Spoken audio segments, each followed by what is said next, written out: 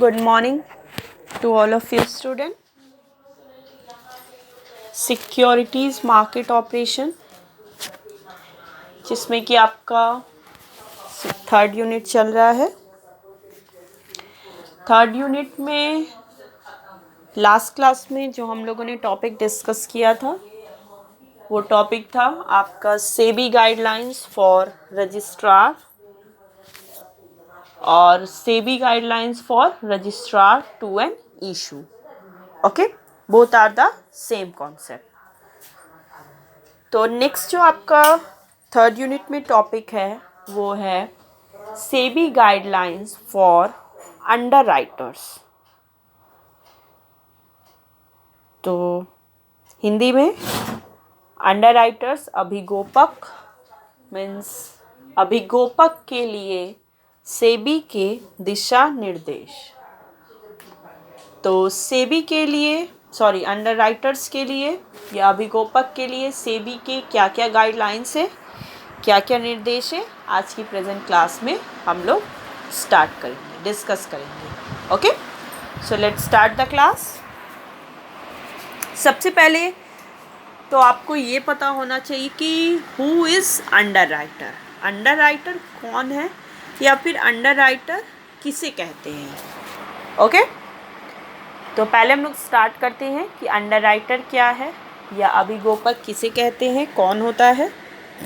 Let's start.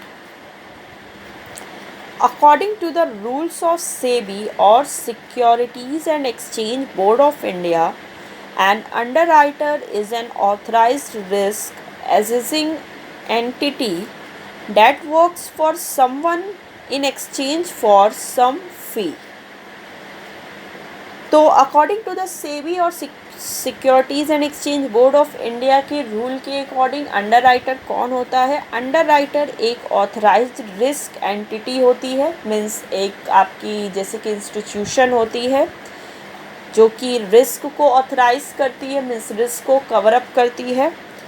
Date works for someone in exchange for some fee, जो कि वो किसी कंपनी के लिए काम करती है अंडरराइटर, जिसके बदले में वो उनसे कुछ फ़ी जो है, कुछ शुल्क जो है वो चार्ज करती है। तो अंडरराइटर कौन होते हैं। अंडरराइटर कंपनी जब भी कोई अपने रिस्क को कवर अप करने के लिए किसी पर्सन को ढूंढती है तो वो आपके अंडरराइटर है। अंडरराइटर का काम होता है कंपनी की सिक्योरिटीज़ और इश्यूज़ के रिस्क को कवर अप करना, और जिसके एक्सचेंज में वो कंपनी से कुछ शुल्क या चार्ज करते हैं। क्लियर है।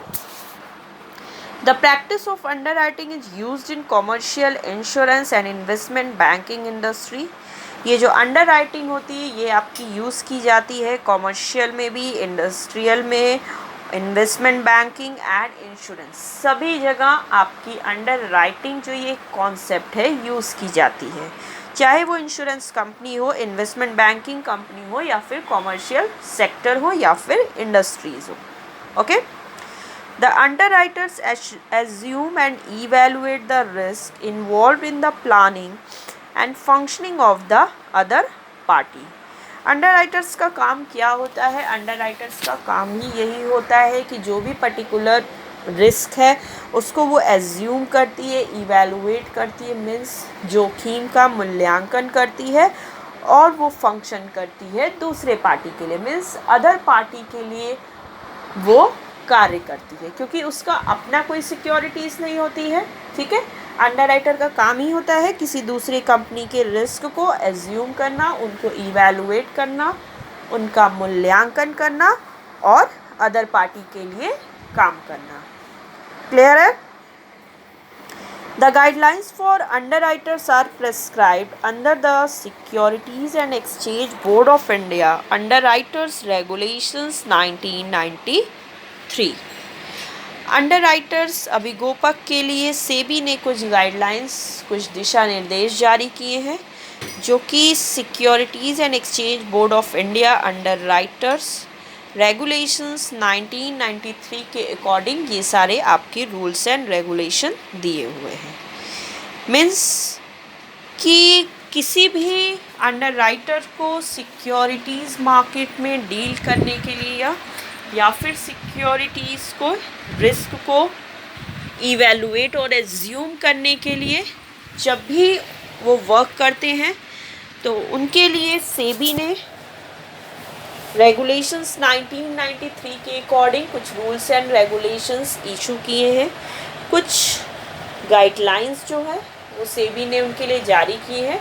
वो क्या क्या है हम लोग आगे इसमें स्टडी करेंगे। ओके, तो ये आपको क्लियर हो गया कि अंडरराइटर कौन होता है, अभिगोपक कौन है, जो कि दूसरे पार्टी के लिए फंक्शन करता है, कार्य करता है, दूसरे पार्टी के रिस्क को इवेलुएट या उसके रिस्क को एज्यूम करता है। उस पर्सन को, उस व्यक्ति को हम लोग अंडरराइटर या फिर अभिगोपक कहते हैं। Clear it? नेक्स्ट आ जाइए। नेक्स्ट जो अब आपको पढ़ना है वो सेबी की क्या क्या गाइडलाइंस है, स्टार्ट करते हैं। उसमें सबसे पहले है the applicant who wishes to function as a licensed underwriter must follow the guidelines of the SEBI and receive a certificate of registration from them। तो किसी भी पर्सन या कोई भी एप्लीकेंट जो कि अंडरराइटर का वर्क करना चाहता है, अंडरराइटर का रोल प्ले करना चाहता है एक लाइसेंस्ड अंडरराइटर के रूप में, उसको सबसे पहले क्या करना होता है, सेबी की गाइडलाइंस को फॉलो करना होता है और उसे सेबी से रजिस्ट्रेशन के सर्टिफिकेट को रिसीव करना होता है। मीन्स किसी भी अंडरराइटर को लीगली काम करने के लिए सेबी से सर्टिफिकेट लेना रजिस्ट्रेशन का कंपलसरी है। क्लियर है? उसके लिए क्या है कि underwriters need to satisfy specific essential criteria and abide by some fixed procedures which are mentioned below. तो सेबी से रजिस्ट्रेशन सर्टिफिकेट लेने के लिए अंडरराइटर्स को कुछ एसेंशियल क्राइटेरिया जो कि सेबी ने डिसाइड किए हैं वो उन्हें सेटिस्फाई करना होता है, वो उन्हें पूर्ण करना होता है, तभी जो है सेबी उनको रजिस्ट्रेशन का सर्टिफिकेट ग्रांट करती है। ओके, तो वो क्या क्या क्राइटेरिया है, क्या क्या ज़रूरी आवश्यक अर्हताएँ हैं जो सेबी ने निर्धारित किए हैं अंडरराइटर्स अभिगोपक के लिए। स्टार्ट करते हैं। फर्स्ट पॉइंट है इसमें आपका the applicant must have the required office space, work force and instruments to carry out his work effectively. तो किसी भी पर्सन को जो कि अंडरराइटर का रोल प्ले करना चाहते हैं सिक्योरिटीज़ मार्केट में, उन्हें अंडरराइटर का रोल प्ले करने के लिए सबसे पहले उनके पास एक ऑफिस स्पेस होना चाहिए सेबी के अकॉर्डिंग। मीन्स उनके पास एक अच्छा सा ऑफिस होना चाहिए। वर्क फोर्स, उनके पास जो भी एचआर है, जो ह्यूमन रिसोर्सेज है, जो लोग हैं, जो मैन पावर है, वो होना चाहिए काम करने के लिए। Okay, and instruments to carry out his work effectively, और जो भी इंस्ट्रूमेंट्स उनके वर्क के लिए ज़रूरी हैं, नेसेसरी है, वो सारे इंस्ट्रूमेंट्स, वो सारे उपकरण भी, टूल्स या इक्विपमेंट भी आप बोल सकते हो, वो सारे इक्विपमेंट भी उनके पास होना चाहिए। तो जब सेबी देखेगी कि ये सारी चीज़ें मौजूद हैं तभी सेबी सर्टिफिकेट ग्रांट करेगी। उसके अलावा और क्या क्या चीज़ें होनी चाहिए अंडरराइटर में? The candidate must have prior experience in underwriting or employ a minimum of 2 people who have experience in underwriting। तो जो भी पर्सन ने सेबी के पास अप्लाई किया है अंडरराइटर्स के लिए, तो सेबी की तरफ से ये भी है कि जो भी पर्सन अप्लाई कर रहा है उसके पास अंडरराइटिंग की एक्सपीरियंस भी होनी चाहिए, अनुभव होना चाहिए। मीन्स कोई भी फ्रेशर व्यक्ति जो है जिसने कभी भी अंडरराइटिंग का वर्क नहीं किया है वो सेबी के पास सिक्योरिटीज़ मार्केट में अंडरराइटर्स का रोल प्ले करने के लिए अप्लाई नहीं कर सकता है। मीन्स उस एप्लीकेंट के पास अंडरराइटिंग में एक्सपीरियंस होना चाहिए और उसके अलावा कम से कम 2 लोग उसके पास ऐसे होने चाहिए जिन्हें पहले से अंडरराइटिंग की एक्सपीरियंस है। मीन्स एक तो उसे खुद भी एक्सपीरियंस होना चाहिए अंडरराइटिंग की, उसके अलावा ठीक है। उसके अलावा दो लोग, कम से कम दो लोग उसके पास ऐसे होने चाहिए कि उन दो लोग के पास भी पहले से अंडर राइटिंग का एक्सपीरियंस जो है वो होना चाहिए। क्लियर है? तो ये था आपका नेक्स्ट पॉइंट। नेक्स्ट आ जाइए।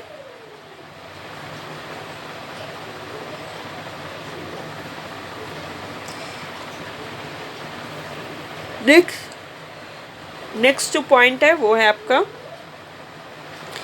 Any individual involve with the applicant directly और इनडायरेक्टली,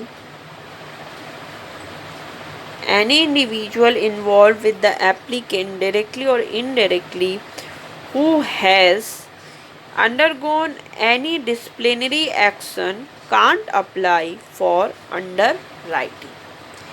इसके अलावा कोई भी, जैसे कि जिस भी एप्लीकेंट ने अप्लाई किया है अंडर राइटर्स के लिए, तो उस एप्लीकेंट्स के साथ कोई भी ऐसा व्यक्ति या तो प्रत्यक्ष या अप्रत्यक्ष रूप से, ठीक है, कोई भी ऐसा व्यक्ति प्रत्यक्ष या अप्रत्यक्ष रूप से इन्वॉल्व नहीं होना चाहिए जिस व्यक्ति ने कभी, जिसके अगेंस्ट किसी भी तरह का डिसिप्लिनरी एक्शन कभी सेबी ने लिया है। मीन्स कोई ऐसा व्यक्ति जो अंडर राइटिंग के लिए अप्लाई कर रहा है, अगर उस व्यक्ति से ऐसे कुछ इंडिविजुअल्स जुड़े हुए हैं डायरेक्टली या इनडायरेक्टली, जिनके प्रति पहले से सेबी ने कभी कोई डिसिप्लिनरी एक्शन लिया है, तो ऐसा जो एप्लीकेंट है वो सेबी के पास अंडर राइटर्स के सर्टिफिकेट या रजिस्ट्रेशन के लिए अप्लाई नहीं कर सकता।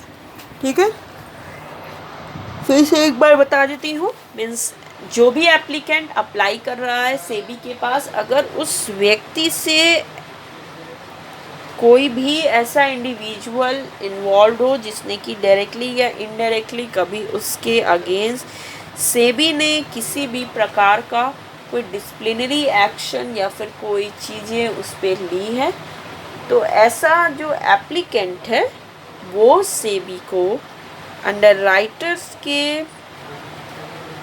रजिस्ट्रेशन के सर्टिफिकेट के लिए अप्लाई नहीं कर सकता है। मीन्स ऐसा जो पर्सन है, जो एप्लीकेंट है, वो सेबी के लिए अंडर राइटर्स के रोल प्ले करने के लिए इनएलिजिबल होता है। क्लियर है? नेक्स्ट पॉइंट आइए। नेक्स्ट पॉइंट आप देख सकते हो स्क्रीन पे। नेक्स्ट जो पॉइंट है वो है आपका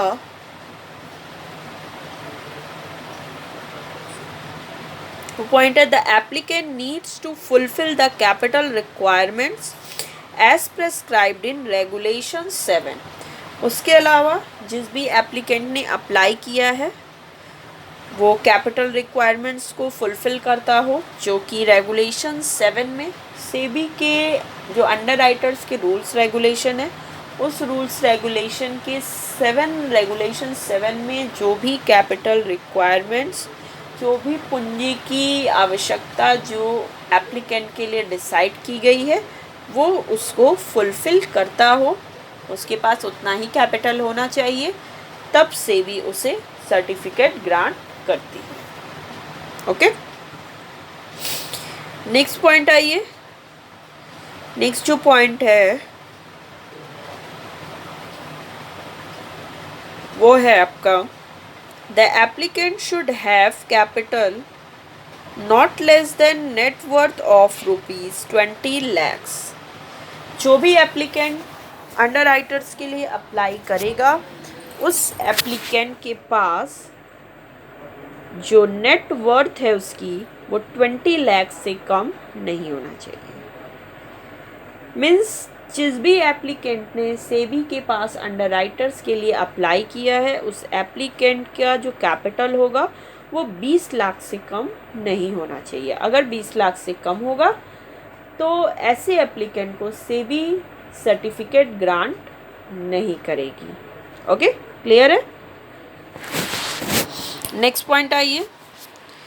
नेक्स्ट पॉइंट है according to stock brokers and sub broker regulations 1992 the underwriter should fulfill the capital adequacy requirements specified by the stock exchange in case he is involved in stocks. तो stock brokers and sub broker regulation 1992 के according ये कहा गया है कि अगर कोई under writer जो कि स्टॉक में इन्वॉल्व हो, मीन्स जो कि स्टॉक्स में डीलिंग करता है, तो ऐसे अंडर राइटर्स के लिए ये ज़रूरी है कि स्टॉक एक्सचेंज के अकॉर्डिंग जितना भी कैपिटल एडिक्वेसी रिक्वायरमेंट्स उसके लिए बताई गई हैं वो फुलफ़िल करता हो। मीन्स अगर जो एप्लीकेंट ने सेबी के पास अप्लाई किया है, अगर वो स्टॉक्स में डीलिंग करना चाहता है, तो सेबी ये भी देखती है कि स्टॉक एक्सचेंज के अकॉर्डिंग जो capital adequacy requirement under writers के लिए डिसाइड की गई है वो उस रिक्वायरमेंट्स को फुलफ़िल करता है या नहीं। क्लियर है? नेक्स्ट पॉइंट आ जाइए।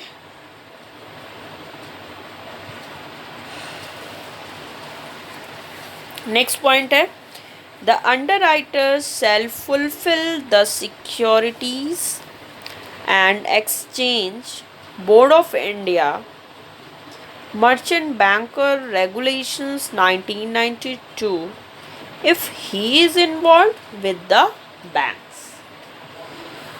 तो ये भी अंडरराइटर के लिए बोला गया है कि जो एप्लीकेंट अगर जो कि बैंक्स से रिलेटेड होना चाहता है, मीन्स जो बैंक्स की डीलिंग्स को अंडरराइट करना चाहता है, जो बैंकिंग इंडस्ट्री में अंडरराइटर का रोल प्ले करना चाहता है, ऐसे अंडरराइटर्स को जो भी सेबी के रेगुलेशंस, मर्चेंट बैंकर रेगुलेशंस 1992 में जितने भी रेगुलेशंस हैं वो उसे फुलफिल करना चाहिए।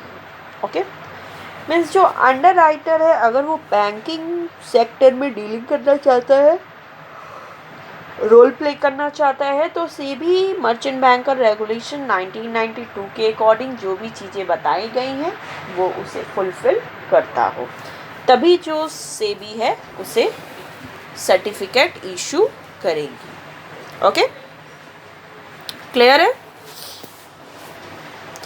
मीन्स अगर वो स्टॉक में डीलिंग करना चाहता है तो उसे स्टॉक एक्सचेंज के अकॉर्डिंग जो चीज़ें बताई गई हैं वो फुलफ़िल करता हो, या फिर अगर वो बैंकिंग इंडस्ट्रीज से जुड़ना चाहता है तो मर्चेंट बैंकर रेगुलेशंस 1992 में जो सारी चीज़ें बताई गई हैं वो उसे फुलफ़िल करता हो। ओके, क्लियर है? नेक्स्ट पॉइंट आइए। नेक्स्ट पॉइंट जो है वो है आपका the underwriter should fall under the fit and proper personality type as prescribed by the government of India। Means जो अंडरराइटर है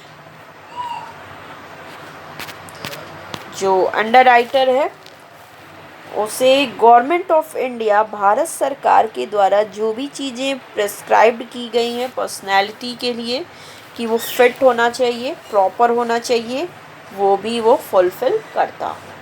मीन्स जिस एप्लीकेंट ने सेबी के पास रजिस्ट्रेशन के लिए अप्लाई किया है वो पर्सन गवर्नमेंट ऑफ इंडिया के अकॉर्डिंग फिट एंड पर्सनैलिटी के लिए जो भी चीज़ें बताई गई हैं अंडरराइटर्स के लिए वो उसे भी फुलफ़िल करता हो। क्लियर है?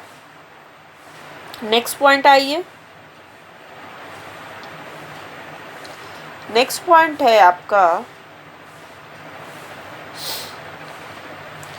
any merchant banker or stock brokers holding a certificate of registration as prescribed in section 12 only shall be permitted to work as an underwriter without obtaining a separate license from the SEBI। तो एक चीज़ देखिए, इसमें ये भी एक सेबी की तरफ से गाइडलाइंस है कि कोई भी मर्चेंट बैंकर या फिर कोई भी स्टॉक ब्रोकर जिसके पास सेबी का रजिस्ट्रेशन सर्टिफिकेट हो, मीन्स कोई मर्चेंट बैंकर जिसके पास मर्चेंट बैंकिंग के लिए सेबी ने सर्टिफिकेट दिया हो, या कोई स्टॉक ब्रोकर जिसके पास स्टॉक ब्रोकर्स का सेबी के द्वारा सर्टिफिकेट हो एज पर सेक्शन 12 के अकॉर्डिंग इन लोगों के पास जो सर्टिफिकेट हो, तो ऐसे व्यक्ति को सेबी के द्वारा ये परमिशन है कि ऐसे व्यक्ति मीन्स ऐसे मर्चेंट बैंकर और स्टॉक ब्रोकर बिना सेबी के परमिशन के या बिना अंडर राइटर के लिए एक सेपरेट लाइसेंस के बिना वो ईज़िली अंडर राइटर का वर्क कर सकते हैं। फिर से देखिए कि कोई भी ऐसा मर्चेंट बैंकर और सब ब्रोकर जो कि स्टॉक ब्रोकर जो कि ऑलरेडी सेबी के द्वारा रजिस्टर्ड है सेक्शन 12 के अकॉर्डिंग, अगर वो ऐसे मर्चेंट बैंकर या स्टॉक ब्रोकर अंडर राइटर का रोल प्ले करना चाहते हैं तो उन्हें अंडर राइटर के लिए अलग से किसी भी सेपरेट लाइसेंस की नीड नहीं होती है। क्लियर है? नेक्स्ट, ये तो था आपकी एसेंशियल क्राइटेरिया, क्या क्या सेबी को चाहिए। नेक्स्ट अब हम पढ़ेंगे प्रोसीजर क्या है रजिस्ट्रेशन का। What is the procedure of registration of under writers under SEBI. Means SEBI के अकॉर्डिंग अंडर राइटर्स के रजिस्ट्रेशन की क्या प्रक्रिया है, क्या प्रोसीजर है, स्टार्ट करते हैं। ओके, मीन्स सेबी ने अंडर राइटर्स के रजिस्ट्रेशन के लिए क्या क्या चीज़ें, क्या क्या स्टेप्स बताए हैं, वो कौन कौन से स्टेप्स हैं, स्टार्ट करते हैं। The applicant, after satisfying the eligibility, can file an application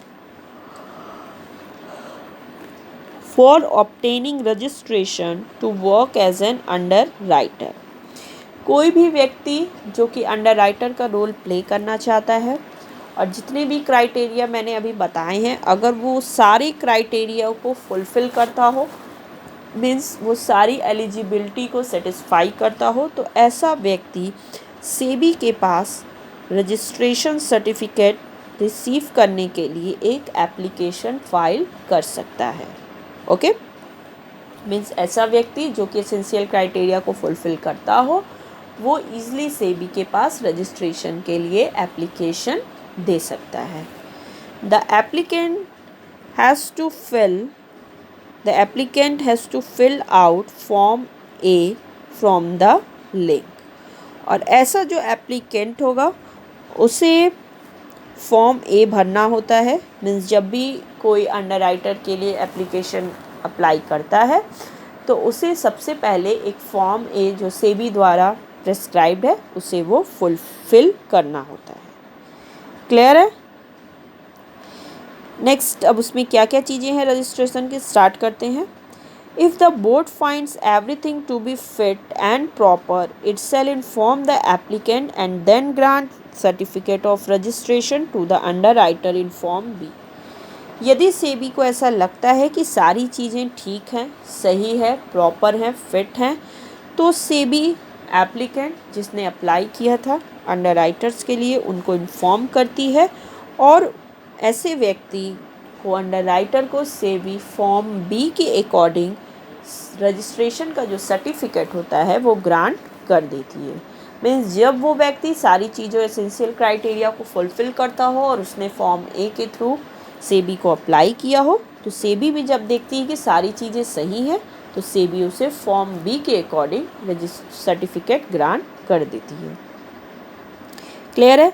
next आइए, the under writer receives the registration from SEBI by following the steps mentioned in regulation, but the essential points to remember is that the certificate of initial registration holds a validity of only 5 years. जब भी कोई under writer SEBI से certificate grant कर लेता है, receive कर लेता है, तो उसे सारी चीज़ें रेगुलेशन जो भी सेबी के हैं फॉलो करनी होती हैं।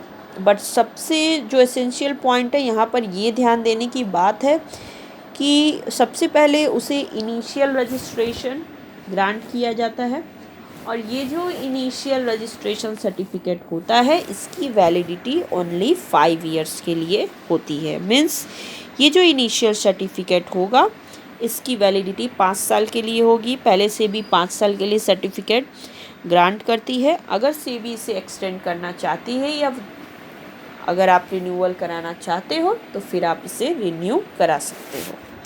क्लियर है? नेक्स्ट आइए, the non refundable fee of ₹25,000 is payable in both the events of whether it be acceptance or rejection to the SEBI along with the application form A। जो भी एप्लीकेंट रजिस्ट्रेशन के certificate को लेने के लिए जब भी सेबी के पास जो एप्लीकेशन देता है और जो फॉर्म ए वो फिल करता है, उस फॉर्म ए और एप्लीकेशन के साथ उसे 25,000 रुपीज़ जो कि नॉन रिफंडेबल फ़ीस है वो सेबी के पास जमा करनी होती है। मीन्स 25,000 उसे उस फॉर्म के साथ, फॉर्म ए के साथ जमा करनी होती है। भले ही सेबी उसके रजिस्ट्रेशन को, ठीक है, भले ही सेबी उसके फॉर्म को एक्सेप्ट करे या उसके एप्लीकेशन को एक्सेप्ट करे या ना करे, फिर भी उसे सेबी को 25,000 रुपीज़ अपने एप्लीकेशन के साथ पे करना होगा। अब ये सेबी पे डिपेंड करता है कि अगर सारी चीज़ें सही हैं तब तो वो आपको सर्टिफिकेट ग्रांट कर देती है, बट अगर कुछ भी चीज़ें उसमें ऐसी हैं जो आप फुलफ़िल नहीं करते हो तो वहाँ पर सेबी आपके एप्लीकेशन को रिजेक्ट भी कर सकती है। ओके, और ये जो 25,000 जो जो एप्लीकेंट पे करेगा सेबी को सॉरी, ये नॉन रिफंडेबल फ़ीस होगा। मीन्स सेबी इस अमाउंट को किसी भी केस में रिटर्न या रिफ़ंड नहीं करेगी। एक बार अगर आपने 25,000 रुपया फॉर्म के साथ जमा कर दिया तो फिर उसके बाद सेबी वो पेमेंट आपको वापस नहीं करेगी, भले ही वो आपको रजिस्ट्रेशन ग्रांट करे या नहीं। क्लियर है? नेक्स्ट देखिए स्टेप जो है इसमें, after obtaining the registration the underwriter needs to pay rupees 3,33,300 as certification fees। और अगर वो 25,000 और वो फॉर्म देने के बाद सेबी को जब लगता है कि सारी चीज़ें सही हैं, जब सेबी आपको रजिस्ट्रेशन सर्टिफिकेट ग्रांट कर देती है उस एप्लीकेंट को, तब उस टाइम पर उस अंडरराइटर को 3,33,000 सर्टिफिकेशन फ़ी के रूप में सेबी को पे करना होता है। मीन्स पहले तो उसने 25,000 फॉर्म के साथ दिया और जब सेबी आप उस एप्लीकेंट को रजिस्ट्रेशन ग्रांट कर देगी तब उसे 3,33,000 भी सेबी को सर्टिफिकेशन फ़ी के रूप में पे करना होगा। क्लियर है? Next, in case the underwriter wishes to renew the registration and make it permanent, he needs to file the application of permanent registration at least 3 months before the expiry of initial registration with a fee of ₹5 lakh। देखिए, in case यदि जो वो underwriter जो applicant है, पहले तो सबसे पहले ये मैंने बता दिया आपको, उसे इनिशियल रजिस्ट्रेशन सर्टिफिकेट ग्रांट किया जाएगा जिसकी वैलिडिटी आपकी 5 साल की रहेगी। फिर उस 5 साल के जब टाइम पूरा होने वाला है तो अगर वो अंडरराइटर फिर से अपने रजिस्ट्रेशन को रिन्यू कराना चाहता है, ठीक है, या फिर वो अब परमानेंट रजिस्ट्रेशन सेबी से चाहता है कि परमानेंटली हमें रजिस्टर्ड कर दीजिए एज अ अंडरराइटर ताकि बार बार हमको रिन्यूअल ना कराना पड़े, तो उस टाइम पर जो वो एप्लीकेंट है वो सेबी को एक परमानेंट रजिस्ट्रेशन के लिए एप्लीकेशन देता है। मीन्स अप्लाई करता है सेबी के पास परमानेंट रजिस्ट्रेशन के लिए, जो कि एटलीस्ट 3 months बिफोर होगा the expiry of initial registration. Means जब भी वो 5 साल जो इनिशियल रजिस्ट्रेशन ग्रांट किया गया था वो 5 साल पूरे होने के 3 महीना कम से कम 3 महीने पहले उस अंडरराइटर को सेबी के पास रिन्यूअल या फिर परमानेंट सर्टिफिकेट के लिए एप्लीकेशन देना होगा। ओके, और उस एप्लीकेशन के साथ जो कि अंडरराइटर सेबी को देगा परमानेंट रजिस्ट्रेशन ग्रांट करने के लिए, उस एप्लीकेशन के साथ उसे ₹5 लाख मीन्स 5 लाख रुपए फ़ी के रूप में पे करना होगा। मीन्स जब वो रिन्यूअल कराना या फिर परमानेंट रजिस्ट्रेशन चाहता है वो अंडरराइटर, तो उसे अपना इनिशियल रजिस्ट्रेशन के ख़त्म होने के कम से कम 3 महीने पहले उसे अप्लाई करना होगा और उस एप्लीकेशन के साथ उसे 5 लाख रुपीज़ फ़ीस भी जो है वो पे करनी होगी। क्लियर है? तो ये था आपका सेबी गाइडलाइंस फॉर अंडरराइटर्स। इसमें और भी बहुत सारी चीज़ें हैं और पॉइंट्स हैं जो कि हम लोग नेक्स्ट क्लास में डिस्कस करेंगे।